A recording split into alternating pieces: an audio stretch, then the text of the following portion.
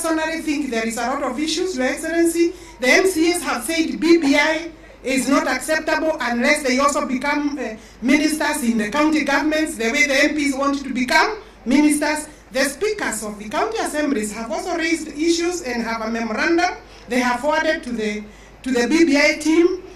The women are not happy at all with BBI because it has taken all the seats that we have fought for. The church has expressed itself in so many words and memorandums. Lakini kuna mtu moja tu atafanya sisi wote tukatae BBI. Yule mtu amekuwa akitupatia maktaimu, anatuambia tisho, saa yote communication is ni lazima. Sisi sio watu wa kulazimishwa.